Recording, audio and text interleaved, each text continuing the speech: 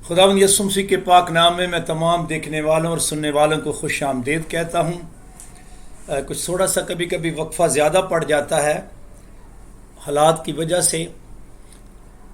پچھلے دنوں ایک بہت بڑا ایک حادثہ تھا جو عام ٹیلی ویژن پر اور عام میڈیا پر دکھائی دیا جا رہا تھا، یعنی جس طرح کی سلائیڈز آپ کے سامنے چل رہی ہے کہ اسرائیل اور فلسطین کا اٹیک۔ بہت سے لوگوں نے اس کو پڑھا، بہت سے لوگوں نے دیکھا، اسٹڈی کیا، اور فوراً ہم مسیحیوں کے ذہن میں ایک بات آتی ہے کہ یہ کیا معاملہ ہے، یہ کون فلسطین ہے، یہ کون لوگ ہیں، یہ کون اسرائیل ہے، یہ کیا معاملہ ہے، کیونکہ اس کا بڑا گہرا تعلق بائبل مقدس کے ساتھ بھی ہے۔ تو آئیے ہم کوشش کرتے ہیں، باموقع باتیں ہی پہلی ٹوکریوں میں سونے کے سیب ہوتے ہیں۔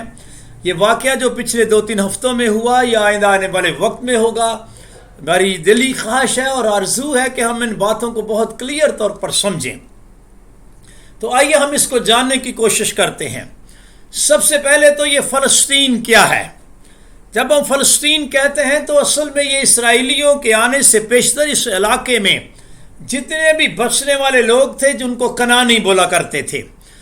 1200 قبل از مسیح جب اسرائیلیوں نے اس علاقہ کو فتح کیا تو اس وقت یہ علاقہ جو تھا یہ اسرائیل کی مملکت کہلایا، اور تقریباً 333 سال قبل از مسیح یہ علاقہ اسکندر اعظم یعنی یونانیوں کے قبضہ میں جب آ گیا تو اس کا نام فلسطین کے نام سے مشہور ہو گیا۔ یہ نام اس علاقہ میں آباد ہونے والے اصل میں فلسطین لوگوں کے سبب سے پڑا۔ جب ہم فلسطین کہتے ہیں تو علاقہ کے لحاظ سے، جگہ کے لحاظ سے یہ اسرائیل، غزہ اور تقریباً اردن کا سارا علاقہ ہے جس پر یہ علاقہ مشتمل ہے، جس کو فلسطین بولتے ہیں۔ اب اگلی بات ہے کہ یہ اسرائیل کیا ہے؟ جب ہم اسرائیل کی بات کرتے ہیں تو اسرائیل کی صرف مملکت کی بات نہیں کرتے بلکہ اسرائیل کے علاقے کی بات اور اس قوم کی بات بھی کرتے ہیں۔ اور بائبل مقدس سے بڑھ کر کوئی ایسی معتبر کتاب دنیا میں نہیں جو اسرائیل کی صحیح تصویر کھینچتی ہو، جو صحیح عکاسی کرتی ہو کہ اسرائیل کیا ہے۔ تو آئیے ہم اس کو سیکھنے کی کوشش کرتے ہیں۔ اگر آپ تاریخ میں جائیں تو کبھی روئے زمین پر ایک بہت بڑا طوفان آیا جس کو طوفان نوح کہتے ہیں۔ نوح کے طوفان کے بعد اب جانتے ہی ہیں کہ ایک دوسری دنیا زمین پر بسی ہے۔ نوح کے 3 بیٹے تھے، حام، سم اور یافت، اور سم کی نسل میں سے خدا نے ابرام کو چنا اور ابرام سے خدا نے کلام کیا جب وہ کشتیوں کے اور میں یعنی مسپوتامیہ میں رہتا تھا۔ پیدائش کی کتاب کے 12ویں باب کی پہلی آیت سے پڑھیں گے اور سنیں گے۔ ہاں جی۔ اور خداوند نے ابرام سے کہا کہ تو اپنے وطن اور اپنے ناطے داروں کے بیچ سے اور اپنے باپ کے گھر سے نکل کر اس ملک میں جا جو میں تجھے دکھاؤں گا، اور میں تجھے ایک بڑی قوم بناؤں گا اور برکت دوں گا اور تیرا نام سرفراز کروں گا، سو تو باعث برکت ہو۔ جو تجھے مبارک کہیں ان کو میں برکت دوں گا، اور جو تجھ پر لعنت کرے اس پر میں لعنت کروں گا، اور زمین کے سب قبیلے تیرے وسیلہ سے برکت پائیں گے۔ سو ابرام خداوند کے کہنے کے مطابق چل پڑا، اور لوط اس کے ساتھ گیا، اور ابرام 75 برس کا تھا جب وہ حران سے روانہ ہوا۔ یہ وہ وقت ہے جب خدا نے ابرام سے کلام کیا اور وہ اپنے وطن کو چھوڑ کر اس ملک کی طرف چل پڑا جس کو جانتا نہ تھا۔ اور وہ کون سے ملک میں آیا؟ جس ملک میں آیا اس ملک کا نام کنعان ہے اصل میں۔ اور اس ملک میں جب یہ آیا تو اس کا عجیب انداز تھا کہ خدا نے کہا کہ یہ ہے وہ ملک جو میں تجھے اور تیری نسل کو دوں گا۔ حالانکہ خدا کہہ رہے یہ ملک ہے جو میں تجھے اور تیری نسل کو دوں گا، لیکن اس شخص نے اس ملک کے اندر کبھی بھی نہ کوئی گھر بنایا، کوئی بنگلہ نہیں بنایا۔ حالانکہ اس کا یہ مطلب نہیں کہ بنا نہیں سکتا تھا، نہیں، ایسی بات نہیں، بلکہ یہ تعلیم اس نے اپنے بیٹے اسحاق کو بھی دی اور آگے یعقوب تک بھی یہی تعلیم پھیلی۔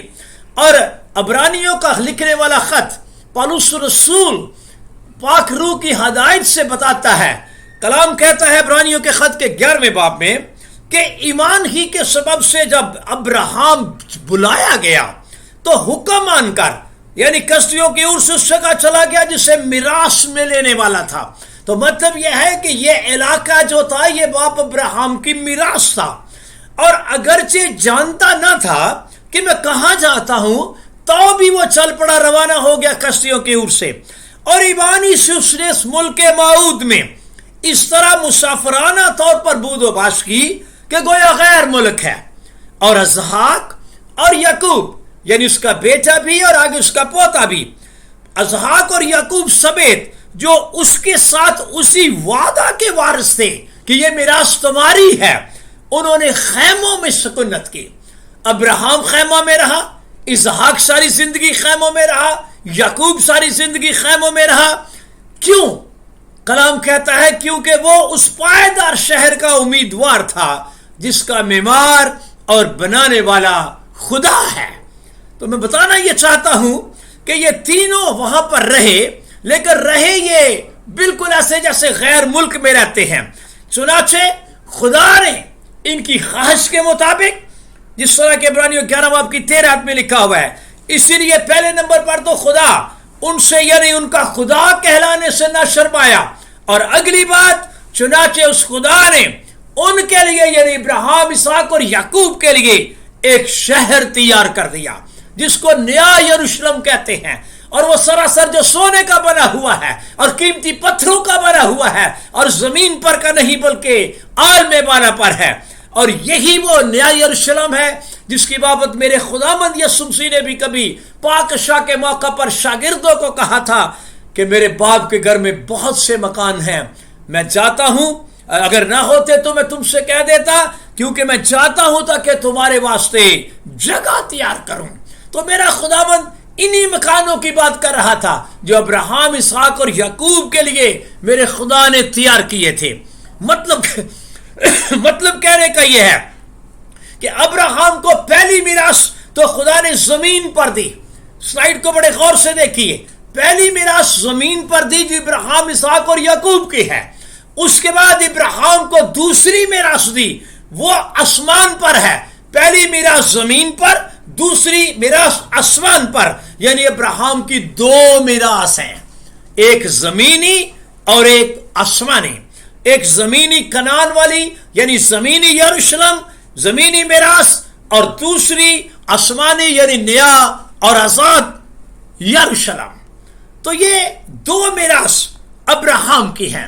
اب یہ بڑی سادہ سی بات ہے، جہاں بھی چلے جاؤ پوری دنیا کا قانون ہے کہ جو باپ کا ہوتا ہے وہی آگے اس کی نسل کا ہوتا ہے۔ نسل میراث کا مطلب ہوتا ہے وہ بڑی دولت جو آپ کے دنیا سے جانے کے بعد آپ کی نسل کو ملا کرتی ہے، دیٹ از کالڈ میراث۔ تو ابراہیم کی یہ دو میراث۔ اب ابراہیم کی نسلیں کتنی ہیں؟ کلام کہتا ہے کہ اس نے 3 شادیاں کی تھیں۔ ایک تو ساری جو مسپوتامیہ سے اس کے ساتھ چلی تھی، اس کے بعد کبھی کال پڑا تھا تو ابراہیم ساری کے ساتھ مصر میں گیا تھا، اور وہاں سے بھی خدا نے ان کو برکت دی، اور وہاں سے ایک لونڈی اس کو ملی تھی، ہاجرہ، جو بعد میں اس کی بیوی بن گئی۔ اس کے بعد ابراہیم کی تیسری بیوی کتورہ ہے۔ تو جس طرح آپ کے سامنے ہے ابراہیم کی یہ نسلیں ہیں، سارا سے بھی اور کتورہ سے بھی اور ہاجرہ سے بھی۔ ایک یہ تو نسلیں ہیں ابراہیم کی۔ اس کے علاوہ ابراہیم کی ایک نسل ہے۔ میں چاہتا ہوں، آپ نے کئی دفعہ یہ پہلے سیکھا یا سنا ہوگا، لیکن تو بھی اگر میں اس کی دہرائی کر رہا ہوں تو آپ کے لیے اس کی دہرائی اچھی ہوگی۔ اب ایک طرف تو ابراہیم کی نسلیں ہیں، سارا سے، ہاجرہ سے اور کتورہ سے، اور نمبر 2 ابراہیم کی نسل ہے، اور وہ نسل کا تعلق سارا یا ہاجرہ یا کتورہ سے نہیں، اس نسل کو مسیح کہا گیا ہے۔ وہ نسل مسیح ہے۔ کلام کیا کہتا ہے؟ پولس رسول گلتیوں کو خط لکھتے ہوئے اس بات کو ویری کلیئر کیا، اور میں چاہتا ہوں کہ جیسے سلائیڈ کے اوپر بھی لکھا ہوا ہے میں اوپر سے پڑھ دیتا ہوں۔ پس ابراہیم اور اس کی نسل سے وعدے کیے گئے۔ خدا یہ نہیں کہتا کہ نسلوں سے، نسلوں کا مطلب ہوتا ہے زیادہ، کہ جیسا بہتوں کے واسطے کہا جاتا ہے یعنی پلورل ورڈ یوز کیا جاتا ہے، بلکہ جیسا ایک کے واسطے یعنی سنگولر کے طور پر یوز کیا جاتا ہے کہ تیری نسل کو، اور وہ مسیح ہے۔ تو یوں سمجھ آئی کہ ابراہام کی نسلیں بھی ہیں اور ابراہام کی نسل بھی ہے، نسلیں بھی اور نسل بھی۔ اب خدا نے ایک بڑی بات کہی تھی اس نسل کے بارے میں۔ اگر ہم بڑی خوبصورتی سے اس کو پڑھنا چاہیں تو آپ سارا باب پڑھیں، پیدائش کی کتاب کا 22واں باب۔ کبھی خدا نے جب کہا تھا کہ ہاجرہ اور اس کے بیٹے کو گھر سے نکال دے، تو اس کے بعد خدا نے کہا کہ ابراہم، یہ جو تیرا بیٹا اسحاق ہے جس سے تو بڑا پیار کرتا ہے، اس کو لے موریا کے ملک میں چلا جا، وہاں پر پہاڑوں میں سے ایک پہاڑ میں تجھے دکھاؤں گا، وہاں پر جا کر اس کو سوختنی قربانی کے طور پر گزرا۔ ابراہم اپنے بیٹے اسحاق کو لے کر چل پڑا۔ ساری واقعہ اور کہانی اب جانتے ہی ہیں۔ جب اس نے بالکل تیار ہو گیا چھری چلانے کے لیے، تو آسمان سے خدا کے فرشتہ کی آواز اسے ملی کہ اپنے ہاتھ کو روک، میں جان گیا ہوں کہ تو خدا سے ڈرتا ہے۔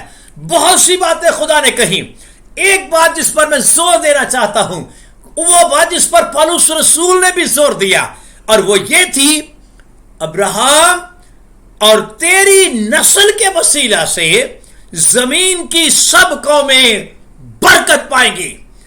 نسلوں کے وسیلہ سے نہیں، نسل کے وسیلہ سے۔ اب آپ کے سامنے یہ تصویر بڑی خوبصورت ہے۔ ایک طرف تو باپ ابراہم کی نسلیں ہیں اور ایک طرف ابراہم کی نسل ہے۔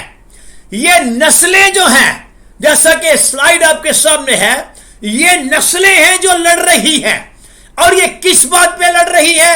ارے بھائی، یہ ابراہم کی زمینی میراث کے اوپر لڑ رہی ہیں۔ یہ ابراہم کی اس پہلی میراث پہ لڑ رہی ہیں۔ میں سادہ سی بات کہوں گا، سادہ الفاظ میں، یہ کچی آبادی پہ لڑ رہی ہے، کیونکہ نہ یہ زمین رہے گی اور نہ زمین پر کی چیزیں، یہ سب کچھ فنا ہو جائے گا۔ یہ کچی آبادی پہ لڑ رہی ہیں، یہ پکی آبادی پہ نہیں۔ اصل میں جو اصل پلاٹ، جو دائمی پلاٹ ہے، جو ہمیشہ تک رہنے والا پلاٹ ہے، وہ آسمان پر ہے۔ اور میں آپ کو بتانا چاہتا ہوں کہ وہ پلاٹ جو آسمان پر ہے، وہ شہر جس کا معمار خدا ہے، جس کا بنانے والا خود خدا ہے، جو سراسر سونے سے بنا ہوا ہے، جس کا بیان نہیں ہو سکتا، جو کلام کے مطابق 1500 میل چوڑا، 1500 میل لمبا، 1500 میل اونچا ہے، اور سراسر سونا ہی سونا ہے وہاں پر۔ تو مطلب کہنے کا یہ ہے کہ نسل کیا کر رہی ہے اور نسلیں کیا کر رہی ہیں۔ ابراہم کی نسلیں بھی ہیں، ابراہم کی نسل بھی ہے۔ ابراہم کی نسلیں جیسے کہ آپ کے سامنے بڑی کلیئر پکچر ہے، سارا کی نسل، کتورا کی نسل، اور ساتھ ہی ساتھ ہاجرہ کی نسل۔ یہ نسلیں تو لڑ رہی ہیں، اور رہی نسل یعنی مسیح، وہ کیا کر رہا ہے؟ اس کے وسیلہ سے خدا کا پہلے ہی پروگرام تھا کہ زمین کی سب قومیں تیری نسل کے وسیلہ سے برکت پائیں گی۔ وہ نسل لوگوں کو برکت دے کر گیا ہے اور اب بھی برکت دے رہا ہے۔ برمسی جب چلا گیا تو رسولوں نے اسی مخاشفہ کو بیان کیا۔ میں چاہتا ہوں کہ ہم اس کو ایک رمال کی کتاب کے 30 باب میں جائیں تو وہاں پر پطرس اور یوحنا، اب جانتے ہی ہیں کہ وہ دعا کرنے کے لیے ہیکل میں جا رہے تھے، کہ ایک جنم کا لنگڑا تھا جس کے لیے انہوں نے پتہ نہیں دعا کی کہ ڈائریکٹ بھی کہہ دیا یسوع مسیح ناصری کے نام سے اٹھ اور چل پھر، اور وہ لنگڑا ٹھیک ہو گیا۔ دنیا جمع ہو گئی، اور اس وقت پطرس نے، کیونکہ سارے کے سارے تو یہودی تھے، کیونکہ ہیکل کے اندر کا واقعہ تھا، تو پطرس نے وہاں پر کھڑے ہو کر ایک بات کہی، اور ابراہیم کی اس نسل کے بارے میں جو مسیح ہے اس کے بارے میں پطرس رسول نے کہا۔ میں چاہتا ہوں اس کو اوپر سے پڑھیں، اعمال کی کتاب کے 30 باب کی 22ویں آیت پڑھیں ذرا۔ ہاں جی۔ چنانچہ موسیٰ نے کہا کہ خداوند خدا تمہارے بھائیوں میں سے تمہارے لیے مجھ سا ایک نبی پیدا کرے گا۔ میرا پیارا رسول پطرس رسول پیارا بھائی کہہ رہا تھا، وہ بتا رہا تھا کہ وہ پیش گوئی جو کبھی موسیٰ نے کی تھی کہ تمہارے بھائیوں میں سے وہ مسیح ہے۔ پڑھیے ذرا۔ ہاں جی۔ جو کچھ وہ تم سے کہے اس کی سننا، اور یوں ہوگا کہ جو شخص اس نبی کی نہ سنے گا वो उम्मत में से नेस्तो नाबूद कर दिया जाएगा। पढ़ते जाइए। बल्कि सैमुअल से लेकर पिछलों तक जितने नबियों ने कलाम किया उन सब ने इन दिनों की खबर दी है। हाँ, जिन दिनों में आप आ गए हैं। हाँ जी, तुम नबियों की औलाद, पतरस कह रहा था तुम तो नबियों की औलाद हो, तुम तो इसराइल में से हो सारे के सारे, और उस अहद के शरीक हो, और तुम तो बजाते खुद उस अहद में भी शरीक हो जो खुदा ने इब्राहिम, इसहाक और याकूब से बांधा हुआ है, जो खुदा ने तुम्हारे बाप दादा से बांधा जब अब्राहम से कहा कि तेरी औलाद से दुनिया के सब घराने बरकत पाएंगे। वो तेरी नस्ल से मुरादी थी। हाँ जी, खुदा ने अपने खादिम को उठाकर, सुनिए वो नस्ल क्या था, वो नस्ल मसीह था, और खुदा ने अपने खादिम मसीह को उठाकर क्या किया, पहले तुम्हारे पास भेजा, तुम्हारे पास, और तुम्हें तो इसराइल के पास ही तो पहले भेजा उसको उसने, ताकि तुम में से हर एक को उसकी बदियों से हटाकर बरकत दे। मसीह के बारे में पतरस रसूल कहता है कि खुदा ने उसको, उस खादम को उठाया, तुम्हारे पास भेजा ताकि तुम इसराइलियों को बदियों से हटाकर बरकत दे। इसका मतलब है वो बात जो कभी खुदा ने इब्राहिम को कही थी कि जमीन के सब कौम में तेरी नस्ल के वसीला से बरकत पाएंगी, असल में वो बरकत निजात की बरकत है, निजात की बरकत है जो मसीह के वसीला से मिलती है, जो बदियां हटाकर मिलती है। ये जो नस्लों की मैं बात कर रहा हूं, ये नस्लों को जो बरकत मिली हुई है, ये जमीनी है, ये प्लाट नंबर 1 है। मसीह प्लाट नंबर 1 नहीं देता, मसीह प्लाट नंबर 2 देता है, मिरास नंबर 1 नहीं देता, मिरास नंबर 2 देता है, और बदियां हटा कर देता है। इसलिए तो यीशु कह रहा था तौबा करो क्योंकि आसमान की बादशाही नजदीक आ गई है। वो मेरे भाई, मेरी बहन, मेरे प्यारे सुनने वाले बहन भाइयों, मसीह जिस बरकत की बात कर रहा है और आगे जो पेशगोई हो चुकी है, जो इब्राहिम के साथ मेरे खुदा का वादा है, तेरी नस्ल के वसीला से दुनिया या जमीन की सब कौमें, तो असल में वो बरकत निजात की बरकत है, और निजात बदियां हटाने का नाम ही है, और वो मसीह के वसीले मिलती है। अगर दुनिया में किसी ने निजात की बरकत पानी हो तो अब्राहम की नस्ल के पास आना पड़ेगा, नस्लों के पास नहीं। ये काम सिर्फ नस्ल कर रही है, नस्लें तो लड़ रही हैं। तो जब आप ये देख रहे हैं ना ये लड़ाई, तो मैं आपको बताना चाहता हूं, आपके ज़हन में ये वेरी क्लियर पिक्चर होनी चाहिए। ये अब्राहम की नस्लें लड़ रही हैं, लड़ती रही हैं, और आगे भी ये लड़ती रहेंगी। आप इनके लिए फिक्रमंद ना हुआ करें, आप अपनी फिक्र करें कि मेरा मसीह मुझे किस सिस्टम में देखना चाहता है। क्या मैं प्लाट नंबर 2, मिरास नंबर 2 यानी नए यरूशलेम में चला जाऊंगा कि नहीं, जहां मसीह मौजूद है। पर उसका क्या कह रहा था, आलमे वाला की चीजों के ख्याल में रहो जहां मसीह मौजूद है। मसीह इस यरूशलेम में मौजूद नहीं, मसीह वहां मौजूद है।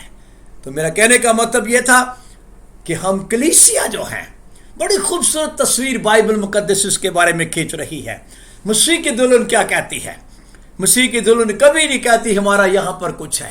मसीह की दुल्हन कहती है हमारा वतन आसमान पर है, हमारा वतन आसमान पर है, और हम तो एक मुनस्सी यानी खुदावंद यीशु मसीह के वहां से वापस आने के इंतजार में है, क्योंकि उसने कहा था मैं जाता हूं और फिर वापस आता हूं।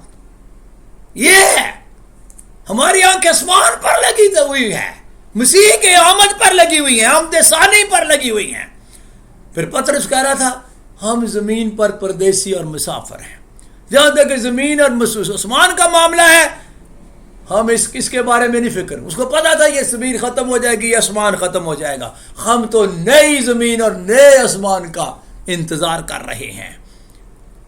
ये जो अब मौजूदा यरूशलेम है या यहाँ की लड़ाइयाँ बढ़ाइयाँ देख रहे हैं आप, ये याद रखिए यहाँ पर होता रहा है, होता रहेगा। ये मौजूदा यरूशलेम के बारे में पौलुस रसूल ने क्या तशरीह की है, गलतियों के खत में लिखा हुआ है, स्लाइड आपके सामने है, जरूर स्टडी किया कीजिए कि मौजूदा यरूशलेम जो है ये अपने लड़कों समेत गुलामी में है। गुनाह की गुलामी में भी यार, शरीयत की गुलामी और पता नहीं किस किस गुलामी में है। मौजूदा यरूशलेम अपने लड़कों समेत गुलामी में है, मगर आलमे बाला की यरूशलेम, आलमे बाला की यरूशलेम आजाद भी है और वो हमारी मां भी है। ये है ایک کلیسیا کا فرد ہوتے ہوئے آپ کا دھیان پلاٹ نمبر 2 اور میراث نمبر 2 پر جانا چاہیے. میں یہ چاہتا ہوں. میرے خداوند نے یہی تو کہا تھا, تم سچائی سے واقف ہوگے, سچائی تمہیں آزاد کرے گی. اب بنی اسرائیل, یہ پریزنٹ بنی اسرائیل کی میں بات کرنے لگا ہوں. پریزنٹ بنی اسرائیل یا اس سے جو گزرے ہوئے اسرائیلی ہیں, ان کے پاس تو چلو نیا عہد نامہ تھا ہی نہیں. اس وقت نیا عہد نامے کا کنسیپٹ بھی نہیں تھا. نبوتیں تو ضرور موجود تھیں لیکن کتابی شکل میں موجود نہیں تھا. نہ وہ اس طرح کا جس طرح ہم پڑھ رہے ہیں نیا عہد نامہ ان کے پاس اس طرح کی شکل کا نہیں تھا. وہ صرف استثنا کی کتاب پڑھتے تھے, اور استثنا کی کتاب میں واقعی یہ لکھا ہوا تھا کہ خدا نے ابراہم سے محبت رکھی ہے, اسحاق سے اور یعقوب سے محبت رکھی ہے, اور ان کے سبب سے ان کی اولاد سے بھی محبت رکھی ہے. اور میں چاہتا ہوں کہ اس کو پڑھ دیں. استثنا کی کتاب کے 7ویں باب کی میرے بھائی پیارے بھائی یاد پڑھیں گے. چوتھی بات ہے کون سی آیت؟ 6 آیت سے پڑھیں گے. کیونکہ تو خداوند اپنے خدا کے لیے ایک مقدس قوم ہے. ہاں, اسرائیل کو خدا نے اسپیشل موسیٰ کی معرفت کہا, تو عام لوگ نہیں ہو, مورتیوں کو پوجنے والے نہیں ہو, تراشی مورتیاں تم نے توڑ ڈالنی ہیں, شیرتیں کاٹ دینی ہیں, کیونکہ تو خداوند اپنے خدا کے لیے مقدس قوم ہے. ہاں جی آگے. خداوند تیرے خدا نے تجھ کو روئے زمین کی اور سب قوموں میں سے چن لیا ہے, تمہیں چن لیا ہے. ہاں جی, تاکہ اس کی خاص امت ٹھہرے. ہاں جی. خداوند نے جو تم سے محبت کی اور تم کو چن لیا, تو اس کا سبب یہ نہ تھا کہ تم شمار میں اور قوموں سے زیادہ تھے. پرانے عہد کے ہر اسرائیلی اس بات کو جانتا تھا, پڑھتا تھا, سنتا تھا کہ خداوند نے ہم سے محبت رکھی ہے, اور یہ بھی جانتا ہے کہ اس کا سبب کیا ہے. پڑھیے. کیونکہ تم سب قوموں سے شمار میں کم تھے. ہاں جی. بلکہ چونکہ خداوند کو تم سے محبت ہے, اور وہ اس قسم کو جو اس نے تمہارے باپ دادا سے کھائی پورا کرنا چاہتا تھا. ہاں جی. اس لیے خداوند تم کو اپنے زور آور ہاتھ سے نکال لایا, اور غلامی کے گھر یعنی مصر کے بادشاہ فرعون کے ہاتھ سے تم کو خلاصی بخشی. اب پرانے عہد کے اسرائیلی سارے ہی جانتے تھے کہ اگر بڑے جاہو جلال کے ساتھ اور معجزات کے ساتھ خدا نے مصر سے نکالا ہے, اور دنیا جانتی ہے کہ خدا نے بڑے بڑے کام کیے ہیں, تو خدا نے بتا دیا ہے کہ میں اس قوم سے محبت رکھتا ہوں. اور اس کے پیچھے بات کیا ہے؟ اصل میں نے ایک قسم کھائی ہوئی ہے ابراہم کے ساتھ. تو مطلب کہنے کا یہ ہے, وہ اسرائیلی بھی جانتے تھے کہ خدا نے ہم سے محبت رکھی. اب وہ تو دنیا میں نہیں رہے. اب اس وقت کے جو اسرائیلی ہیں وہ استثنا کی کتاب کے 7ویں باب کو تو پڑھتے ہیں, لیکن میں آپ کو بتانا چاہتا ہوں وہ یوحنا کی انجیل کے 3 باب کو نہیں پڑھ رہے. حالانکہ جو خدا پرانے عہد کا ہے, جو ابراہیم کا خدا ہے, وہی ہمارا خدا ہے. کیا خدا نے صرف اسرائیل سے محبت رکھی ہے؟ کیا خدا صرف یہودیوں کا خدا ہے؟ نہیں. پولس کہتا ہے کیا خدا صرف یہودیوں کا خدا ہے؟ نہیں. خدا یونانیوں کا بھی خدا ہے. خدا سب قوموں کا خدا ہے. جس خدا نے اسرائیل سے محبت رکھی ہے, اس نے دنیا سے محبت رکھی ہے, اور اپنا اکلوتا بیٹا بخش دیا ہے, تاکہ جو کوئی اب اس پر ایمان لائے, اکلوتے بیٹے پر ایمان لائے, ہلاکت سے بچ جائے, ہلاک نہ ہو بلکہ ہمیشہ کی زندگی پائے.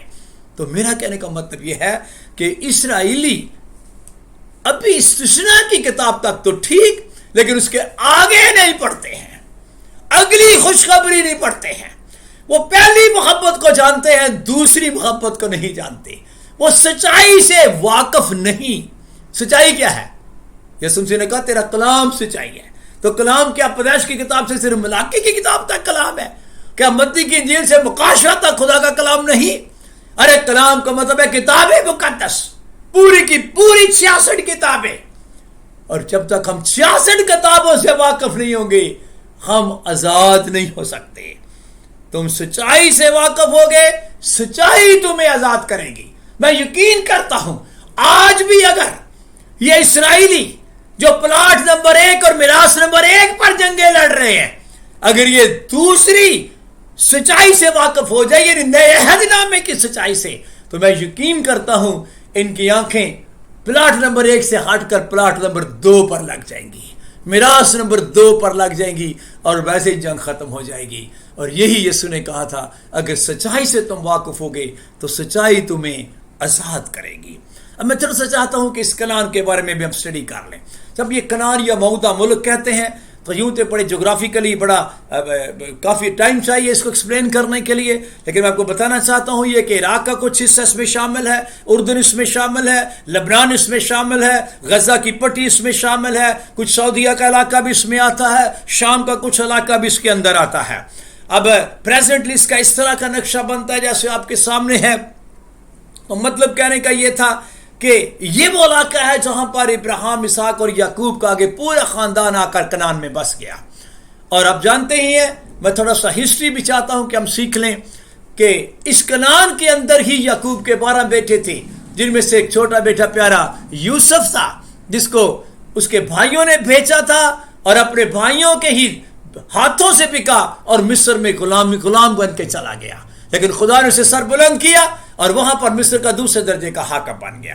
اب جانتے ایک بہت بڑا کال پڑا، جب کال پڑا تو کال بہت بڑا کال تھا، کنعان میں بھی پڑا، مصر میں بھی پڑا، اور کس پتا چلا کہ مصر میں غلہ ملتا ہے؟ یعقوب نے بھیجا کہ بچوں جو پتا چلا ہے کہ مصر میں غلہ ملتا ہے، جب اس کے بیٹے لینے آئے تو بعد میں ایک دو چکر جب لگے تو بعد میں پتا چلا کہ وہ ہمارا تو اپنا بھائی یوسف وہاں پر دوسرے درجے کا حاکم ہے۔ تو یوسف نے کہا میرے باپ کو بھی لے آؤ اور اپنے بچوں کو بھی لے آؤ۔ تو یوں یہ پورا یعقوب یعنی بنی اسرائیل کا گھرانہ کنعان سے چلا اور مصر کے اندر آ گیا۔ اب جانتے ہی ہیں مصر کا جب حاکم جو فرعون تھا وہ مر گیا، اس کے بعد یوسف بھی مر گیا اور نیا فرعون آ گیا، وہ نہیں یوسف کو جانتا تھا، بنی اسرائیل کو نہیں جانتا تھا، لہٰذا اس کی نئی پالیسی کے سبب سے اس نے اس بنی اسرائیل قوم کو مصر کے اندر غلام بنا لیا۔ یہ خدا کے حضور روتے رہے غلامی میں، دکھ اٹھاتے رہے، تکلیفیں اٹھاتے رہے۔ کلام کہتا ہے 430 سال یہ غلامی میں رہے، اور جب ان کا رونا خداوند نے سنا تو خدا نے ایک عجیب طور پر اپنے بندہ موسیٰ کو چنا۔ اب ساری باتیں جانتے ہی ہیں، موسیٰ کے وسیلے خدا نے مصر میں سے ان کو نکالا، کلثم سے گزارا، اور کرتے کرتے کوہ سینا پر لایا، پھر اس کو شریعت دی، اور پھر موسیٰ ان کے ساتھ 40 سال تک بیابان میں بھی رہا اور ملک کنعان تک ان کو لایا۔ لیکن کنعان کے پاس آ کر ہارون بھی مر گیا اور موسیٰ خود بھی مر گیا، اور اس کے بعد خدا نے موسیٰ کے مرنے کے بعد یشوع کو کہا۔ یشوع کی کتاب کے پہلے باب کی پہلی آیات میں لکھا ہوا ہے، اور خداوند کے بندہ موسیٰ کی وفات کے بعد ایسا ہوا کہ خداوند نے اس کے خادم جو موسیٰ کا ہی خادم تھا نون کے بیٹے یشوع سے کہا بیٹا میرا بندہ موسیٰ مر گیا ہے، سو اب تو اٹھ اور سب لوگوں کو ساتھ لے کر اس یردن کے پار اس ملک میں چلا جا، یعنی وہ ملک جسے میں بنی اسرائیل کو دیتا ہوں۔ تو یہ یشوع تھا جس نے بڑی قدرت کے ساتھ اور خدا کی مدد کے ساتھ سب سے پہلے یرہو کو فتح کیا، اس کے بعد اس نے 31 بادشاہیوں کو مارا اور وہ تقسیم بنی اسرائیل کے 12 قبیلوں میں تقسیم کر دی۔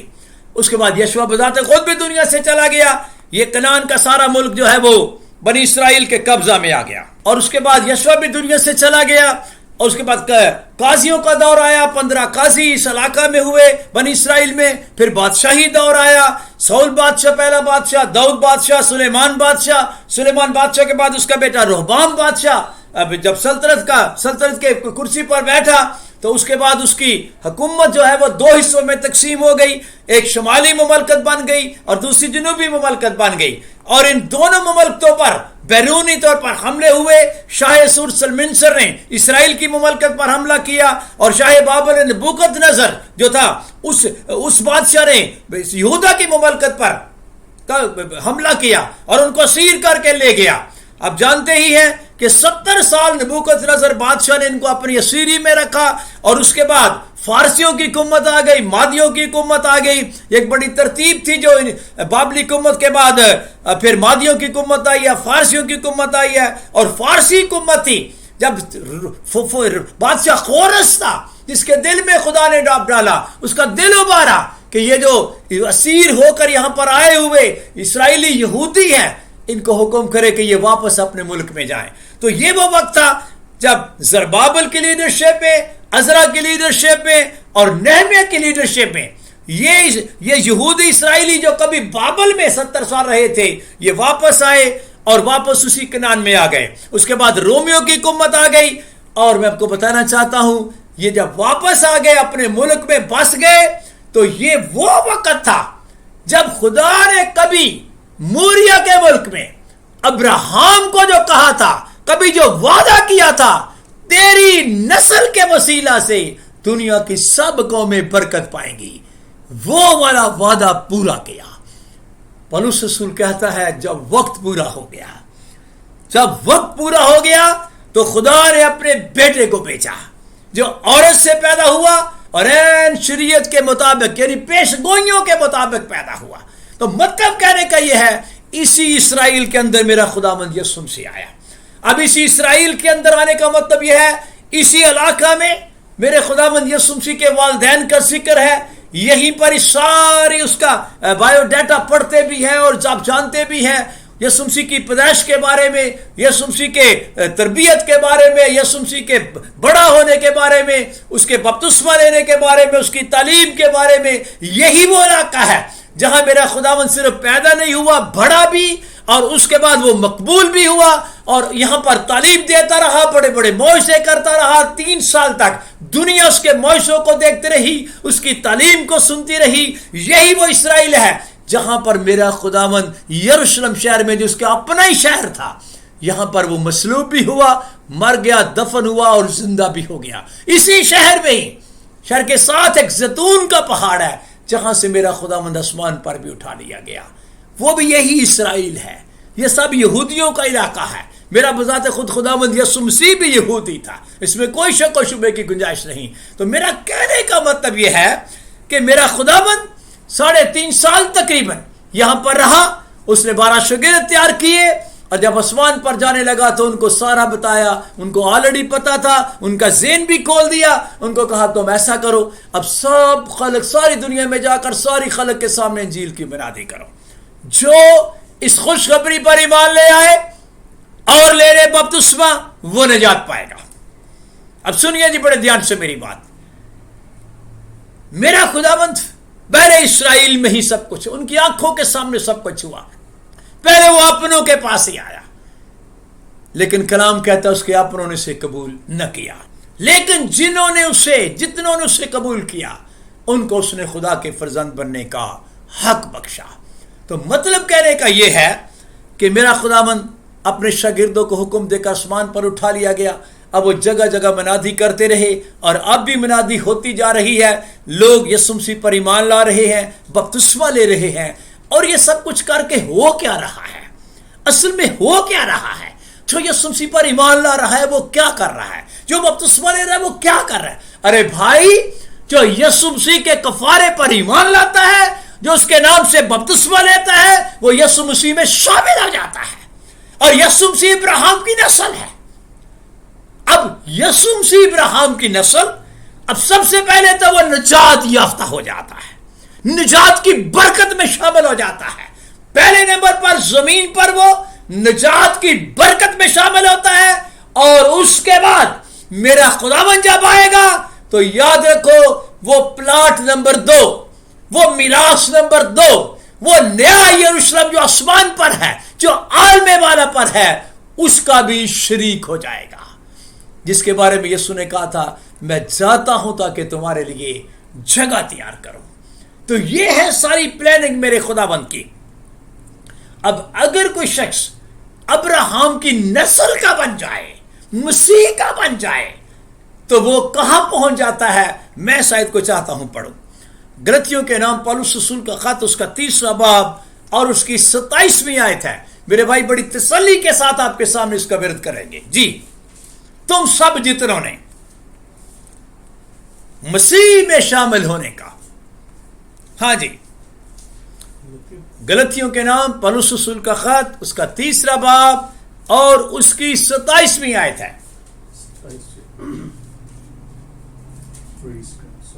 ایمان کے آنے سے پیشتر شریعت کی، اور تم سب جتنوں نے مسیح میں شامل ہونے کا بپتسمہ لیا۔ ایک منٹ غور سے سنیے، مسیح میں شامل ہونے کا، اس کا مطلب ہے جب بپتسمہ لیتے ہیں تو ہم مسیح میں شامل ہوتے ہیں۔ جو مسیح کیا ہے؟ ابراہیم کی نسل ہے، جس کے وسیلے سے نجات کی برکت ملتی ہے۔ ہاں جی، اور تم سب جتنوں نے مسیح میں شامل ہونے کا بپتسمہ لیا، مسیح کو پہن لیا۔ نہ کوئی یہودی رہا نہ یونانی، وہ یہودیت ختم ہو جاتی ہے اس کی۔ اگر وہ غیر قوم ہے تو غیر قوم بھی ختم ہو جاتی ہے، کہ مقدس قوم شاہی کرنے کا فرقہ بن جاتا ہے۔ ہاں جی، نہ کوئی غلام نہ آزاد، نہ کوئی مرد نہ عورت، क्योंकि तुम सब मसीह यस्सु में एक हो। मसीह एक कर देता है, तफरके खत्म कर देता है। हाँ जी, और अगर तुम मसीह के हो, अगर तुम मसीह के हो, यानी अगर ईमान लाकर बपतिस्मा लेकर मसीह में शामिल हो गए हो, अगर तुम मसीह के हो तो अब्राहम की नस्ल और वादा के मुताबिक वारिस हो। अब गौर से सुनिए, अगर तुम मसीह के हो तो, अगर तुम मसीह के हो तो, इसका मतलब है मसीह के हो तो, वरना नहीं। और मसीह के कैसे हो? जब उसमें शामिल होने का बपतिस्मा ले लेते हो। अगर तुम मसीह के हो तो क्या हो? अब्राहम की नस्ल। और अगर अब्राहम की नस्ल तो फिर डेफिनेट उसकी मिरास के वारिस ना बन गए। वे मिरास किसकी होती है? नस्ल की तो होती है।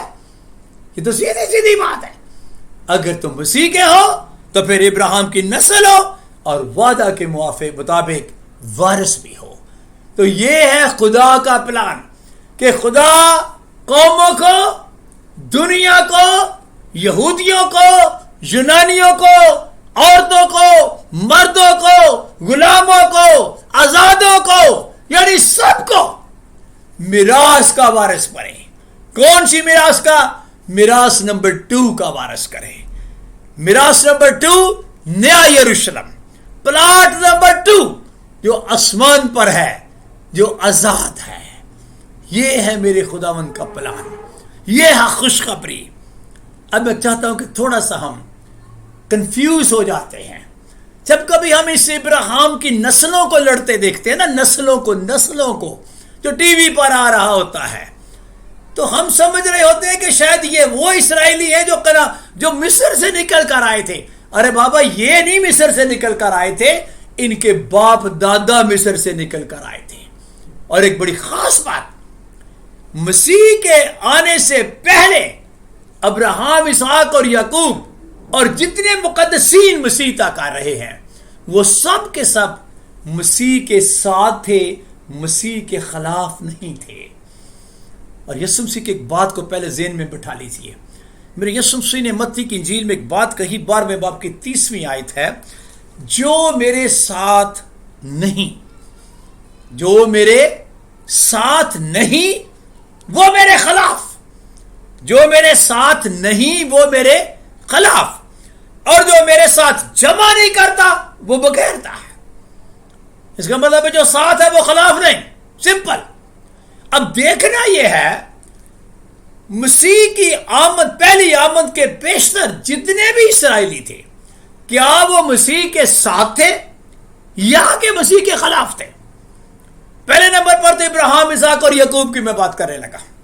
आपका क्या ख्याल है, ये मसीह के खिलाफ थे या मसीह के साथ थे? जो आसमान की बादशाह में जाएगा वो मसीह के खिलाफ होगा या मसीह के साथ होगा? आप यहीं से बता दें। जो मसीह की इस्लाम की बादशाह में जाएगा, यीशु मसीह की बादशाह की बातें करता रहा, मुनादी यही करता रहा, खुशखबरी भी यही सुनाता रहा, तौबा करो क्योंकि आसमान की बातें नजदीक आ गई है। ये अब्राहम, इसहाक और याकूब जो है, इनकी बाबत मेरे खुदावन ने बड़ी खूबसूरती से बताया।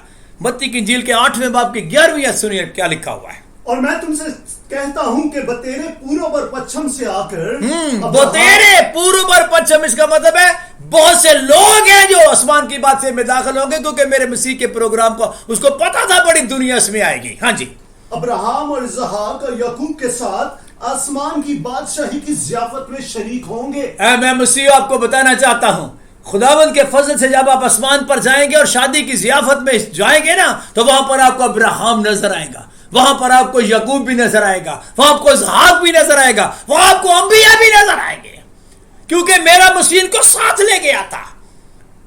अगर आप थोड़ी सी हिस्ट्री पढ़े, और आप जानते भी होंगे मेरे ख्याल में, कई दफा ये मुकद्दसीन इस तरह की बातें करते थे। याकूब जब मिस्र में गया तो कहता, बेटा मुझे दफन जाकर कनान में करना, मिस्र में ना दफन करना। और यूसुफ भी कहता है, मैं जब मर जाऊं तो मेरी हड्डियां इधर ना दफन करना मिस्र में, बोले मैं यहां पर हाकिम ही रहा हूं, मेरी हड्डियों को जाकर तुमने कनान में दफन करना है। और आपको पता 430 साल बाद जब वो गए तो याकूब की हड्डियां भी ले गए और यूसुफ की हड्डियां भी जाकर कनान में ही दफन किया, इसराइल के मुल्क में ही दफन किया। उनको पता था, उनके अंदर ये बात थी। मुझे नहीं पता किस तरह की गाइडलाइन खुदा ने उनको दी, لیکن آنے والے وقت میں میرا مسیح جب اس کنعان کے علاقہ میں آیا اور میرے خداوند یسوع مسیح نے دنیا کا کفارہ دیتے ہوئے مصلوبیت کے وقت جب اپنی جان دی، متی کی انجیل کے 27ویں باب میں جب پڑھے تو پڑھتا ہوں ذرا 52 آیت پڑھیے کیا ہے. اور قبریں کھل گئی، کلام کہتا ہے اس وقت کی بات ہے، قبریں کھل گئی اور بہت سے جسم ان مقدسوں کے ساتھ جو سو گئے تھے جی اٹھے. اب مقدس ہو گئے جو سب جی اٹھے. اور میں آپ کو بتانا چاہتا ہوں یہ مقدسین کون؟ ابراہیم، اسحاق اور یعقوب اور پتہ نہیں کتنے مقدسین تھے. اور صرف جی نہیں اٹھے بلکہ آگے بھی پڑھ گئے. اور اس کے جی اٹھنے کے بعد قبروں سے نکل کر مقدس شہر میں گئے، یعنی یروشلم میں بھی گئے ہیں یہ، اور بہتوں کو دکھائی دی. اور بہتوں کو دکھائی دی. اور میرا خداوند جب آسمان پر گیا تو پالوس رسول نے اس بات کا مکاشفہ کھولا. افسیوں 4 باب میں چلیے تو کیا کہتا ہے؟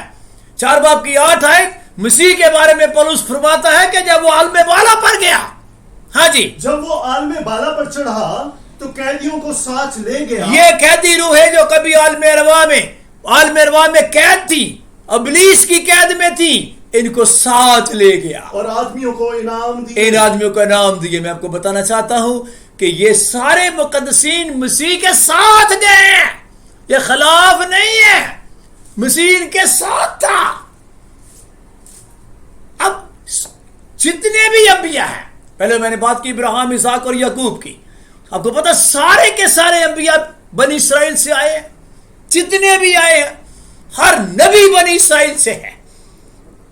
اب جتنے بھی انبیاء ہیں وہ سب مسیح کے ساتھ اور بلکہ مسیح کی گواہی دیتے رہے ہیں.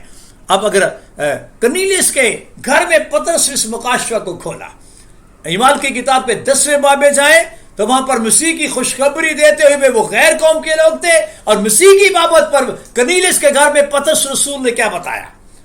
اعمال کی کتاب کے 10ویں باب میں سر، خدا نے یسوع ناصری کو روح القدس اور قدرت سے کس طرح مسح کیا. ہاں جی، آگے وہ بھلائی کرتا ان سب کو جو ابلیس کے ہاتھ سے ظلم اٹھاتے تھے، شفا دیتا پھرا. پڑھتے جائیے، کیونکہ خدا اس کے ساتھ تھا. پڑھتے جائیے. اور ہم ان سب کاموں کے گواہ ہیں. پطرس کہا تھا ہم تو گواہ، ہماری آنکھوں کے سامنے سب کچھ ہوتا رہا ہے، جو اس نے یہودیوں کے ملک اور یروشلم میں کیے. ہاں جی، اور انہوں نے اس کو صلیب پر لٹکا کر مار ڈالا. ہاں جی. اس کو خدا نے تیسرے دن جلایا اور ظاہر بھی کر دیا، نہ کہ ساری امت پر بلکہ ان گواہوں پر جو آگے سے خدا کے چنے ہوئے تھے، یعنی ہم رسول، ہاں جی، ہم پر، جنہوں نے اس کے مردوں میں سے جی اٹھنے کے بعد اس کے ساتھ کھایا پیا. ہاں جی. اور اس نے ہمیں حکم دیا کہ امت میں منادی کرو. یہ میں جو ادھر آیا ہوں خداوند یسوع مسیح کے حکم سے آیا ہوں کہ منادی کروں. ہاں جی. اور گواہی دو کہ یہ وہی ہے جو خدا کی طرف سے زندوں اور مردوں کا منصف مقرر کیا. منصف بھی یہی ہے. آگے اس شخص کی سب نبی کہا، اس شخص کی یعنی مسیح یسوع کی سب نبی گواہی دیتے ہیں. سب نبی جتنے انبیاء ہیں مسیح یسوع کی گواہی دیتے ہیں. اور جو گواہ ہوتا ہے وہ خلاف ہوتا ہے کہ ساتھ ہوتا ہے؟ میں کہتا ہوں یہ میرا گواہ ہے تو کیا مطلب یہ میرے خلاف ہے اور یہ میرے ساتھ ہے؟ سب نبی مسیح یسوع کی گواہی دیتے ہیں. اور کیا کہتے ہیں؟ پڑھیے کہ جو کوئی اس پر ایمان لائے گا، جو کوئی یسوع مسیح پر ایمان لائے گا، اس کے نام سے گناہوں کی معافی حاصل اس کے کرے گا. یسوع نام سے ہی گناہوں کی معافی مل جائے گی اس کو. بڑی بات ہے. تو میرا کہنے کا مطلب یہ ہے کہ جتنے انبیاء تھے یہ تو مسیح کی گواہی دیتے رہے ہیں، یہ تو مسیح کے ساتھ رہے ہیں. بلکہ ٹائم شارٹ ہے، میں آپ کو یہ بھی بتانا چاہتا ہوں پطرس رسول کہہ رہا تھا یہ جتنے نبی تھے ان کے اندر مسیح کا روح تھا. پڑھتے نہیں ہیں؟ پہلا پطرس پہلے باب میں جائے اور وہاں پہ 10ویں 11ویں آیت 12ویں آیت پڑھے تو وہاں پر یہی لکھا ہوا ہے کہ ان انبیاء کے اندر مسیح کا روح تھا. اب بات یہ ہے کہ میں عرض کر رہا تھا کہ یہ اسرائیلی جو کبھی ابراہیم، اسحاق اور یعقوب کی اولاد جو مصر سے کبھی نکل کر آئے تھے مسیح تک، کیا یہ مسیح کے خلاف تھے یا مسیح کے ساتھ تھے؟ یہ سب کے سب مسیح کے ساتھ تھے. اب یہ جو دور حاضرہ کے اسرائیلی ہے یہ کیا ہے؟ یہ جو نسلیں جنگ کر رہی ہیں، جو لڑ رہی ہیں، میں ان کی بات کر رہا ہوں. یہ جو نسلیں ہیں ان کی بات کر رہا ہوں. یہ اسرائیلی کیا ہے؟ آپ گھر جا کر اسٹڈی کریں مہربانی کر کے، اور ضرور اسٹڈی کریں. رومیو کا خط لیں، نامہ 10واں اور 11واں باب. جب تینوں باب آپ پڑھیں گے تو یہ آپ کا ذہن کھلے گا اور یہ بات آپ کو اور کلیئر سمجھ آئے گی. شاید میں اتنی بہتر طور پر نہ بتا سکوں جیسے خدا کا کلام بتاتا ہے. یہ وہ لوگ ہیں جو پریزنٹ اسرائیلی ہیں. پریزنٹ اسرائیلی جو یہ والا جھنڈا آپ نظر آ رہا ہے، جو یہ لگا ہوا ہے، یہ اسرائیلی، اس وقت کے اسرائیل، دور حاضرہ کے اسرائیلی، موجودہ اسرائیلی، یہ وہ ہے جن کے بارے میں لکھا ہے کہ وہ اپنوں کے پاس آیا اور اس کے اپنوں نے اسے قبول نہ کیا۔ یہ وہ ہیں جو نہ قبول کرنے والی پارٹی ہیں، یہ وہ ہیں جنہوں نے اس کونے کے سرے کے پتھر سے ٹھوکر کھائی ہے، اور یہ وہ ہیں جس کے بارے میں پولس کہتا ہے یہ اسرائیل کا وہ حصہ ہے جو سخت ہو گیا ہے، یہ وہ ہے جن کی آج تک طبیعت بڑی سست ہے، جب آپ پڑھیں گے تو پھر آپ کو سمجھ آئے گی، اور ان کی بابت پولس کہتا ہے یہ وہ ہے جن کی ایسی آنکھیں ہیں جو نہ دیکھیں اور ایسے کان ہیں جو نہ سنیں۔ ان کی بابت پولس کہتا ہے یہ وہ ہے جن کی لغزش سے غیر قوموں کے لیے نجات کا دروازہ کھلا ہے۔ یہ مسیح کے ساتھ نہیں، یہ مسیح کے خلاف ہیں۔ جن کو آپ سمجھ رہے ہیں نا کہ یہ اسرائیلی مسیح کے ساتھ ہے، دور حاضرہ کے اسرائیلی مسیح کے ساتھ نہیں، یہ مسیح کے خلاف ہے۔ یہ وہ ہے جو اس راست بازی کو ابھی تک نہیں سمجھے، یعنی خدا کی راست بازی۔ اور خدا کی راست بازی کیا ہے؟ خداوند یسوع مسیح کے نام پر ایمان لا کر اور ایمان کے ساتھ راست باز ٹھہرنا۔ لیکن یہ وہ ہے جو شریعت پر عمل کر کے راست باز ٹھہرنا چاہتے ہیں، یہ شریعت کے ایمان سے راست باز ٹھہرنا چاہنے والے جو اسرائیلی ہیں وہ دور حاضرہ کے اسرائیلی ہیں۔ تو میں بتانا چاہتا ہوں ان کے بارے میں پولس کہہ رہا تھا کہ اگر انجیل کے اعتبار سے دیکھو تو یہ خدا کے دشمن ہے، چونکہ خدا کے دشمن ہے، جو صلیب کا دشمن وہ ہمارا بھی دشمن، جو صلیب کا دشمن وہ خدا کا بھی دشمن اور ہمارا بھی دشمن۔ لیکن جہاں تک ان کے بوجھداد کی بات ہے، پولس کہہ رہا تھا کہ برگزیدگی کے اعتبار سے یہ خدا کے پیارے ہیں، لیکن کس وجہ سے؟ باپ دادا کی خاطر۔ ویسے تو خدا کا ساری دنیا کے ساتھ ہی پیار ہے۔ اب پریزنٹ اسرائیلیوں کے لیے ہم مسیحیوں کو کیا سوچنا ہے؟ ہم نے وہی سوچنا ہے جو پولس کہہ رہا تھا۔ پولس کہہ رہا تھا میری عمارت بنو، کیوں؟ میں مسیح کی عمارت بنتا۔ اب پولس ان کے بارے میں، حالانکہ پولس انہی میں سے نکل کر آیا، پولس کیا کہتا ہے؟ رومیو 10 باب کی پہلی 1-2 آیتیں میں پڑھ دیتا ہوں، اوپر لکھا بھی ہوا ہے اور آپ ضرور پڑھیے مہربانی کر کے۔ پولس کہتا ہے بھائیو میرے دل کی آرزو، اور ان کے لیے یہ جو اس وقت کے اسرائیلی ہیں جو مسیح کی مخالفت کر رہے ہیں، ان کے لیے میری خدا سے یہ دعا ہے، آرزو بھی ہے اور خدا سے میری یہ دعا بھی ہے کہ یہ نجات پائے، کیونکہ اور برکتیں تو ان کے پاس ہیں، نجات کی برکت ان کے پاس نہیں۔ نجات کی برکت پانے کے لیے یسوع کے پاس آنا پڑے گا، اور مسیح کے یہ ویسے خلاف ہے۔ پولس کہتا ہے کیونکہ میں ان کا گواہ ہوں، کیونکہ وہ خود ان میں سے نکل کر آیا تھا، کیونکہ میں ان کا گواہ ہوں کہ یہ پریزنٹ اسرائیلیوں کے بارے میں کہہ رہا تھا کہ وہ خدا کے بارے میں غیرت تو رکھتے ہیں مگر سمجھ کے ساتھ نہیں۔ آپ کو پتہ پولس بھی کچھ دیر پہلے بڑی غیرت رکھتا تھا، سمجھ کے ساتھ نہیں۔ وہ جانتا ہے، وہ کہہ رہا تھا او بھائی جیسے تم میں بھی ویسا ہی تھا۔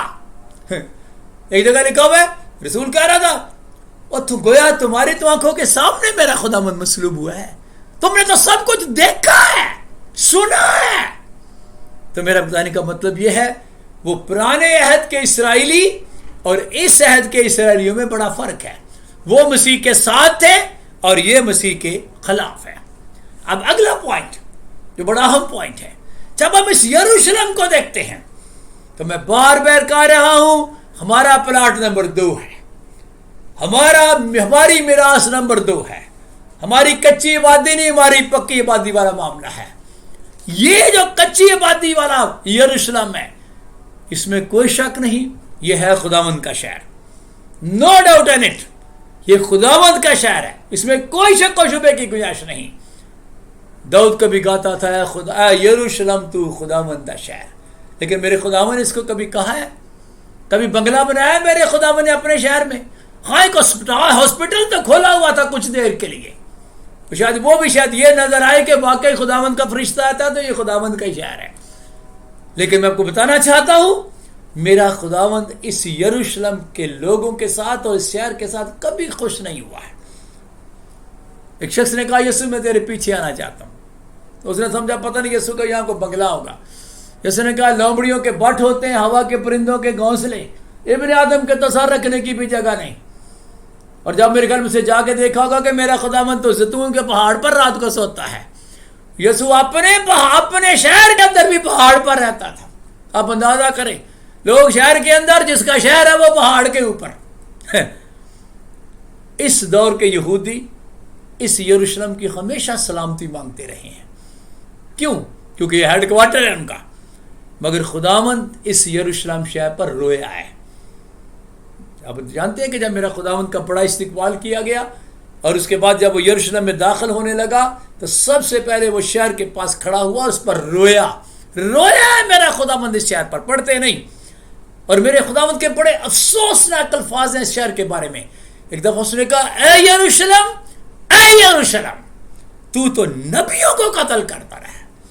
تو جو نبیوں کو قتل کرتا رہا اور جو تیرے پاس بھیجے گئے تھے ان کو سنسار کرتا رہا. کتنی بار میں نے چاہا, جس طرح مرغی اپنے بچوں کو پروں تلے جمع کر لیتی ہے, میں بھی تیرے لڑکوں کو پروں تلے جمع کر لوں, مگر تم نے نہ چاہا. دیکھو اب کیا ہے تمہارا گھر, یعنی یہ یروشلم, یہ والا یروشلم.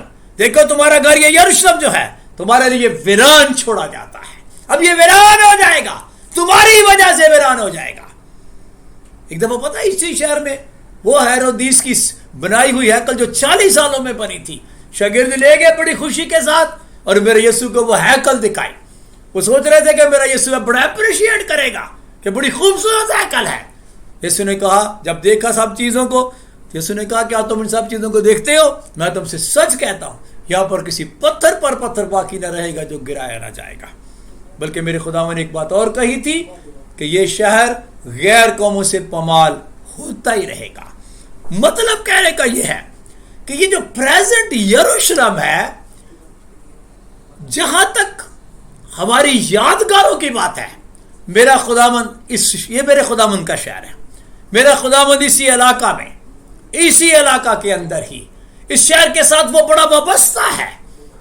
جسمانی طور پر بڑی وابستگی ہے اس کے ساتھ. یہی مرا, یہی دفن ہوا, یہی سے آسمان پر گیا.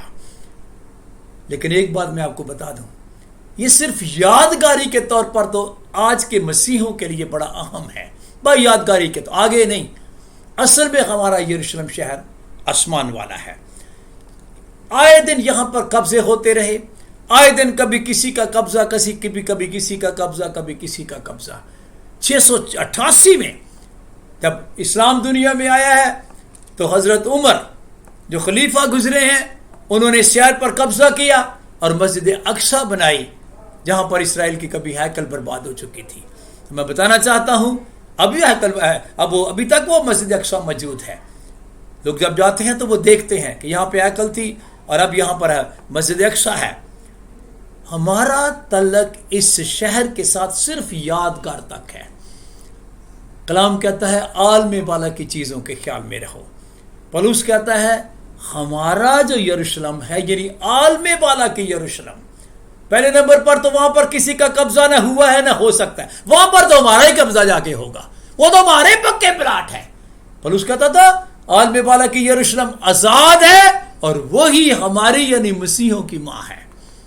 اب میں چاہتا ہوں کہ اس بات کو ویری کلیئر کریں. اسرائیل جو مسیح کی پہلی آمد سے قبل تھے, یعنی وہ اسرائیلی جو قبل از مسیح اور وہ اسرائیلی جو بعد از مسیح, مسیح کے آنے سے پہلے والے اسرائیلی جو کبھی مصر سے نکل کر آئے تھے.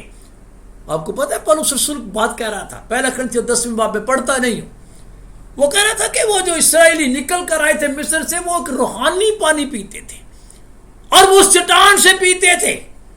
اور آگے چٹان پتہ کون کہتا, وہ چٹان ان کے ساتھ ساتھ چلتی تھی اور کہہ رہا تھا وہ چٹان مسیح تھا.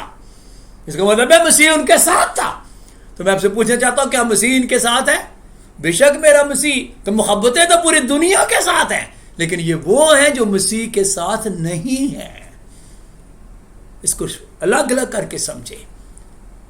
پریزنٹ اسرائیلی مسیح کے خلاف ہیں, پریزنٹ یروشلم اس کے ساتھ ہمارا صرف یادگاروں تک کا تعلق ہے. ان اسرائیلیوں کے لیے ہم یہ دعا تو کریں خداوند ان کو نجات دے, بلکہ یہ ان کے لیے نہیں پوری دنیا کے لیے ہماری دعا ہے, کیونکہ دنیا میرے خدا کی محبت سے ناواقف ہے. میرے بھائی, میری بہن, میرے پیارے بچے اور خاص طور پر بالخصوص خصوص مسیحوں سے میں کہہ رہا ہوں، ان اسرائیلیوں کے لیے جب بھی اگر کوئی دعا کرنی ہو تو یہی دعا کیا کریں، خداوند ان کو نجات دے، یہ نجات پائیں، کیونکہ میرا خداوند کھوئے کو ڈھونڈنے اور نجات دینے کے لیے آیا ہے۔ تو آئندہ کے بعد کوئی بھی شخص دنیا میں جب تک ہے اپنے آپ کو پردیسی اور مسافر سمجھے اور اپنی آنکھیں اس یروشلم پر نہیں، عالم بالا کی یروشلم پر لگائے جو ہماری ماں ہے، اور اپنی آنکھیں ان اسرائیلیوں پر نہیں، ان کے لیے دعا ضرور کرے کہ خداوند یہ نجات پائیں، نجات کی دعا، اور وہ ہمیں پوری دنیا کے لیے کرنی ہے، پہلے اپنے خاندان کے لیے اور پھر اپنے پڑوسیوں کے لیے، اس کے بعد اپنے محلہ کے لیے، ملک کے لیے اور پوری دنیا کے لیے، کیونکہ دنیا نجات کی اس بڑی نجات کے تحفہ سے ناواقف ہے۔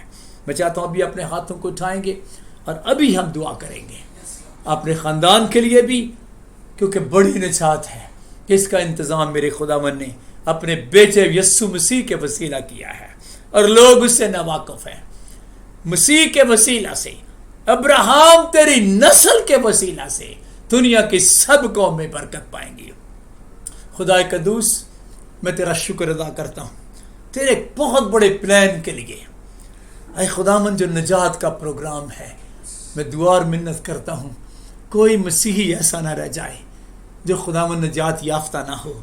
اور میں نے اسرائیلیوں کے لیے دعا کرتے ان کی تو آنکھوں کے سامنے سب کچھ ہے، اے خداوند یہ اپنی آنکھوں سے دیکھ رہے ہیں، سن بھی رہے ہیں، اور قوموں کے لیے بھی میں دعا کرتا تو یوٹیوب پر اس میسج کو سن رہی ہے۔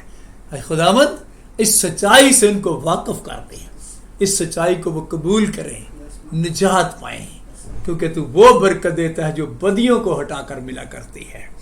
خدا پاک، کوئی ایسا مسیحی نہ ہو جو بدی میں مر جائے، بلکہ میری دعا ہے میری خداوند، نجات کی بڑی برکت، بڑی نجات جس کو خداوند تو نے بڑی نجات کلام میں لکھایا ہوا ہے، وہ تیرے مسیحی بیٹے بیٹیاں پائیں میرے خداوند۔ یہ کلام سننے کے بعد لوگ قبول کریں، اور واقعی میرے خداوند ہماری آنکھیں عالم بالا کی یروشلم، وہ جو ہماری ماں ہے، وہاں پر دن رات لگی رہے میرے خدا۔ یسوع کے نام کے وسیلہ سے مانگتے ہیں، آمین۔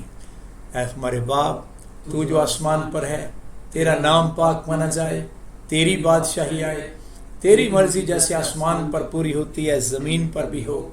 ہمارے روز کی روٹی آج ہمیں دے، جس طرح ہم نے اپنے قرض داروں کو معاف کیا ہے، تو بھی ہمارے قرض ہمیں معاف کر، ہمیں آزمائش میں نہ لا بلکہ برائی سے بچا، کیونکہ بادشاہی، قدرت اور جلال ہمیشہ تیرے ہیں، آمین۔